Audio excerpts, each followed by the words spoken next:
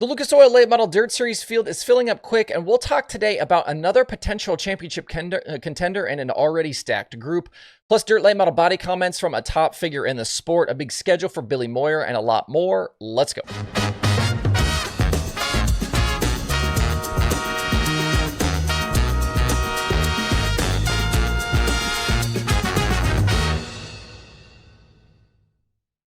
It's Monday, December 16th. I'm Justin Fiedler. This is DIRTRACKR Daily presented by Kubota Genuine Parts. It's time to discover the myKubota app, your ultimate farming companion.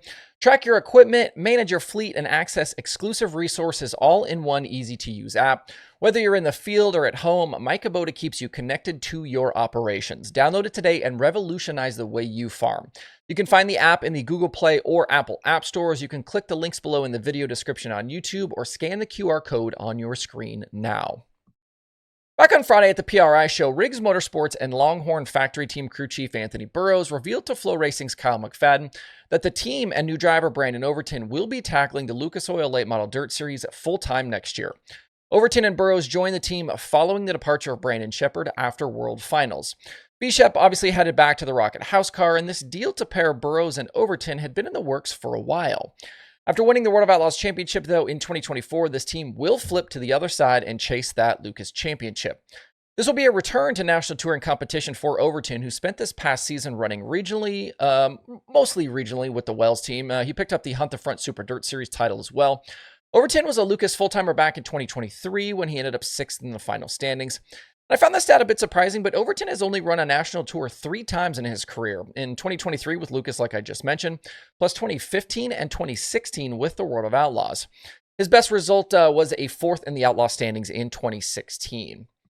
The first race out for this new look Longhorn factory team was the Gateway Dirt Nationals, where Overton ended up 14th in that Saturday main event. He did need a provisional to start that feature after having a flat tire on his prelim night, kind of put that team behind the rest of the weekend.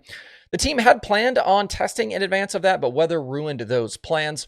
Burrows told McFadden they have tests coming up, though, at Golden Isles and Alltech, and that they will likely skip the Wild West shootout at Vado and just be ready for the Lucas Opener at Golden Isles in January.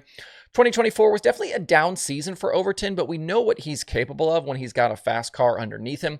And Burrows was one half of one of the most potent driver crew chief combos we've ever seen in the history of dirt late model racing. If these two can find a sweet spot together, they should be right in that title fight next year. Overton's confirmation brings us to 11 Lucas full-timers publicly declared, at least so far, with the rest of that list including Max Blair, Devin Moran, Dalton Wilson, Clay Harris, Carson Ferguson, Dan Ebert, Brandon Sheppard, Tim McCready, Garrett Alberson, and Brendan Smith.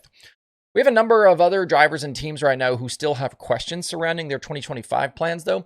That includes reigning series champion Ricky Thornton Jr., We documented his quandary a few weeks ago. RTJ set to race at Chili Bowl, but that Saturday racing directly conflicts with Lucas at Golden Isles. Obviously, you can't be in Tulsa and in Georgia at the same time.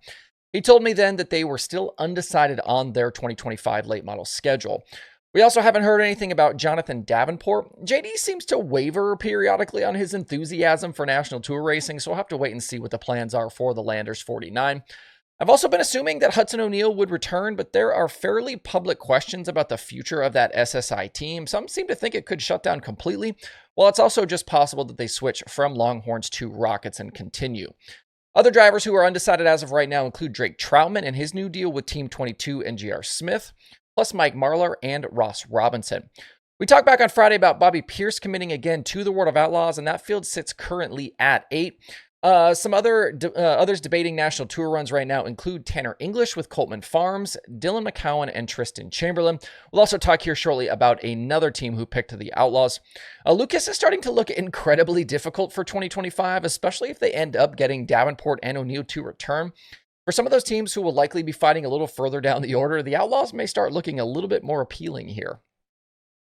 Just today, here a little bit ago, the Outlaws did add one more, bringing their total up to 9, with ASD Motorsports and driver Ethan Dotson announcing a full go with the series next year. Dotson joined the team in May of 2024, and they were a winner late in the season during prelim action for the National 100. The California driver has made scattered starts between the two dirt late model national tours the past 2 seasons since moving up from modified competition. He's got 5 top 10 results with each series. The rookie class for the Outlaws next year, now up to 2 with Daniel Adam already committed there.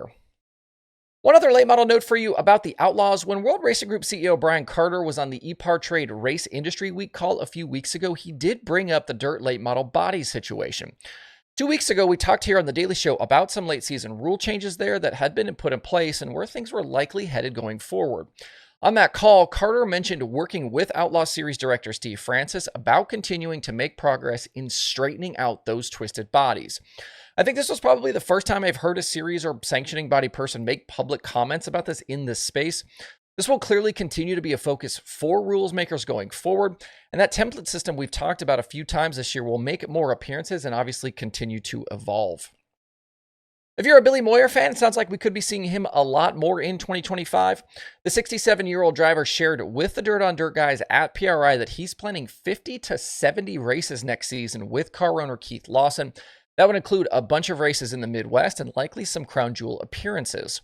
Lawson recently picked up a 2024 Longhorn from Lance Landers. He's got a new transporter, and they're on the hunt for crew help to make it all happen.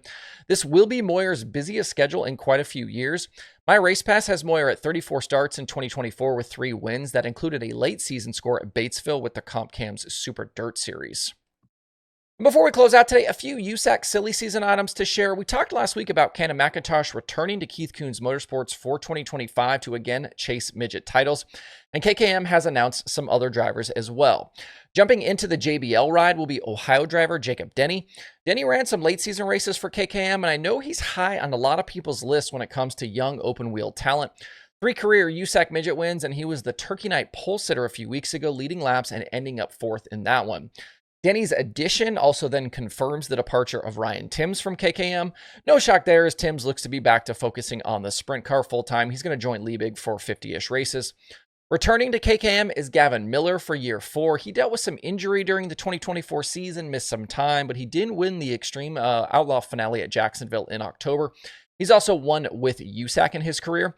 KKM also going full-time extreme racing next season with a new driver, 15-year-old Florida racer Colton Robinson.